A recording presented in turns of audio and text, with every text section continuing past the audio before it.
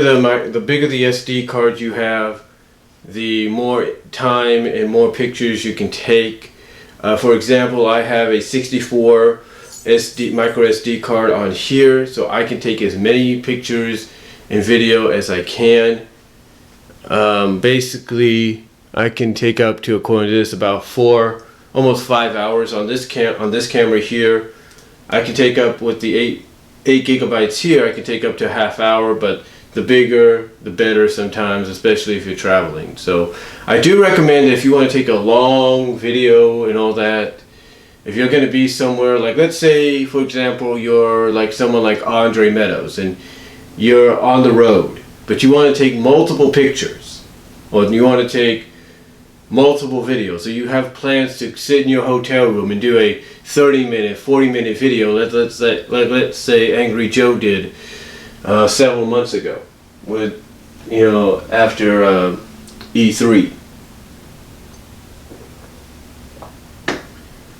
This would be basically, you need to get a bigger SD card, for a micro SD card, for that to happen. Now, it does come with the requirements that are needed. This does come with the requirements that are needed. It does come, I put it down here, in this packaging. Now the packaging will differ a little bit. This is what the packaging I got mine out of. Some of them will have a red bar on this, and it will say the same thing, and then it'll say something like digital camera or something like that on above. The guy that did the review here on YouTube, I'll try to find that and put a link to it. He has a different packaging for it. Now it doesn't come like this, but basically it comes packaged. Of course, this is actually another package inside, because this contains the installation CD, like for the Instant Memories program, if you want, or software that allows you to create, like be creative with your pictures or video, I guess, mostly your pictures. But of course you get a startup guide, you get a troubleshoot guide, you get a little bit of a troubleshooter guide or slip. Again, of course, you get the CD, which is like, if I can pull it out, which is right here. This is your CD. It is Polaroid Instant Memories, which I'm pretty sure you can use with any other camera photos. But yeah, mostly it's for this one, so you can be creative. Of course, you get a USB cord with an AC charger, so you do have the option to plug this in to the wall. You can charge this by plugging it into the wall, and it's not going to do any harm or anything.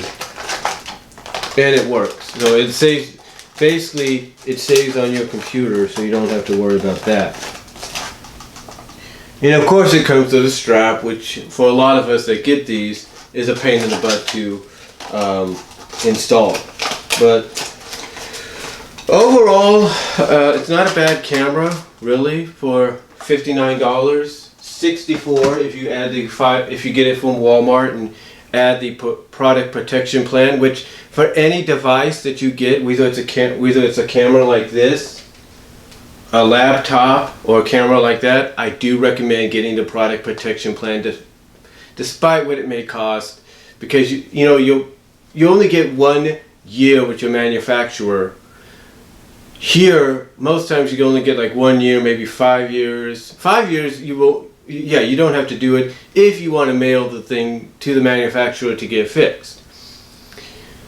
But store-wise, I would recommend going with the product protection plan, because at least if you're not that far from a Target or Walmart or wherever, you can take it in and they can look at, see what's wrong, maybe get you a replacement, or maybe fix the issue right then and there. But I do recommend it. And if you're working as an associate or employee in one of those stores, make sure you get your discount, because it does take several bucks off, believe me. But overall, it's not a bad, like I said, it's not a bad camera. Not a bad startup camera. It's not a bad secondary temporary replacement camera. It's not a bad secondary camera when you finally get that other one that you want to get to be your primary camera. So I do recommend getting it. It is $59.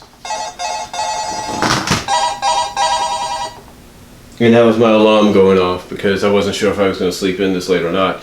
But I do recommend getting it for $59 or less, depending on where you get it.